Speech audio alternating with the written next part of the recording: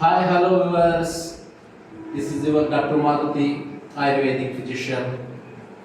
ఈరోజు మీకు ఒక ప్రత్యేకమైన సబ్జెక్ట్ గురించి వివరిస్తాను. అదేంటంటే అందరికీ తెలిసిందేదే, యాంగర్ అంటే కోపం.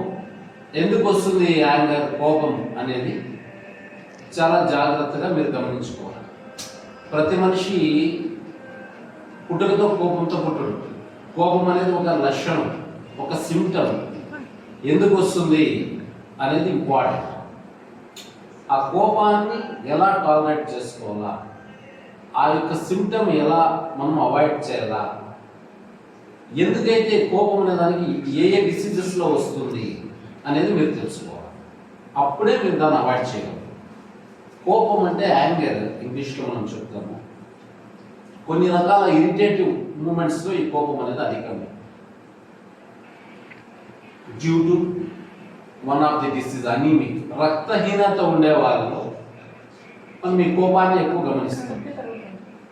రక్తహీనత అంటే హిమోగ్లోబిన్ పర్సెంటేజ్ తక్కువగా ఉన్న వాళ్ళలో టాలరేటింగ్ కెపాసిటీ తక్కువ ఉంటుంది. చిన్న చిన్న విషయాలకి ఇరిటేట్ అవుతుంటారు. అది మీరు గమనించుకోవాలి. అంటే అది వాళ్ళ తప్పు కాదు, వాళ్ళలో ఉన్న జబ్బు అని గమనించుకోవాలి. లేకపోతే thyroidism, hypothyroidism, that is one of the disease. అంటే అది ఒక గ్రంథి అనమాట థైరాయిడ్ అనేది. దాంట్లో వచ్చే హార్మోన్ సెక్రీషన్స్ ఇంబ్యాలెన్స్ అయ్యి కూడా ఈ రకమైన సింటమ్స్, హార్మోనల్ ఇంబ్యాలెన్స్ జరిగి ఈ కోపం అనే ఒక సింటమ్ అనేది వస్తుంది అన్నమాట. కోపం అది వాళ్ళకి తెలుసలేదు. జనరల్గా వాళ్ళు ఇరిటేషన్ చూపిస్తుంటారు అన్నమాట. వాళ్ళని చూసి మనం జాలి పడలే తప్ప మనం కోపం చేసుకోకూడదు. ఒకటి. రెండవది, అకార్డింగ్ టు ఆయుర్వేద, వాత ప్రకృతి అంటే లీన్ పర్సన్స్లో ఈ కోపాన్ని అధికంగా చూస్తుంది. That is one of the major symptoms in వాత ప్రకృతి పర్సన్స్. వాళ్ళు సహజంగానే ఆ గుణం ఉంటుంది. అటువంటి వాళ్ళని చూసి కూడా మనం, అంటే మీకు తెలియదు కదా, జనరల్గా వాళ్ళ చిన్న చిన్న దాన్ని కూడా ఇరిటేషన్ చూపిస్తుంది. నెక్స్ట్ ఇంకోటి, అకార్డింగ్ టు ఆయుర్వేద ఒక గుణం ఉంది, మానసిక దోషం. దట్ ఈస్ తేజో ప్రకృతి. ఏమంటారు? సత్వ, తమో, రజస్. ఈ రజోగుణం అనే దాంట్లో కూడా మనం ఇటువంటి ఈ కోపం అనే లక్షణాన్ని గమనిస్తాం. రజోగుణం. ఏమి రజోగుణం అంటే ఈ రజోగుణాన్ని పెంపొందించే ఆహారం ఎవరైతే తీసుకుంటారో వాళ్ళకి ఈ కోపం అనేది వస్తుంది. సాత్విక ఆహారం తీసుకునే ప్రజలకైతే టాలరేటింగ్ కెపాసిటీ ఉంటుంది, ప్రశాంతంగా ఉంటారు. అందుకే ఋషులు, మునులు అటువంటి వాళ్ళు సత్వగుణాన్ని పెంపొందించి సాత్విక ఆహారం తీసుకుంటారు. వాళ్ళలో శాంత గుణం ఉంటుంది.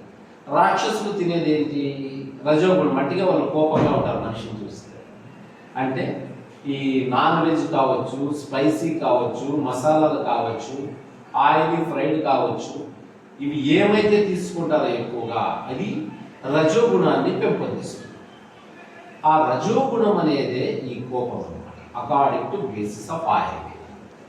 మానవుల్లో మీకు చెప్పారు, ఒకటి అనీమిక్, రెండవది హైపోథైరాయిడిజం, ఇకపోతే ఎనీ అన్నోన్ డిసీజ్, ఏదో ఒక వ్యాధితో జబ్బుతో బాధపడుతుండే వాళ్ళలో కూడా ఈ లక్షణాన్ని మనం గమనించవచ్చు.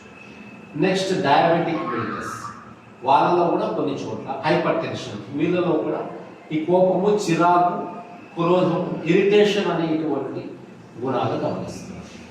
వాళ్ళు చిన్న చిన్న విషయాలకి ఇరిటేషన్ పొందడము, కోపాన్ని ప్రదర్శించడము జరుగుతుంది.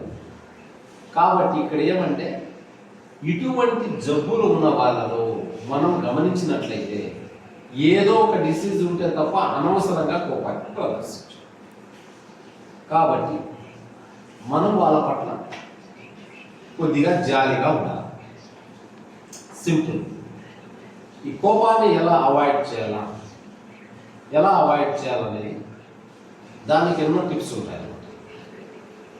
ఈ కోపము, క్రోధము, ఆవేశంతో ఎన్నో సమస్యలు తెచ్చుకుంటాం.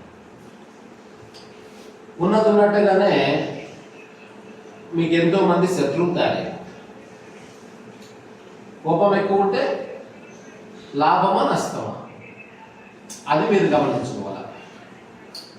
కోపం ద్వారా నష్టమే ఎక్కువ ఉంటుంది.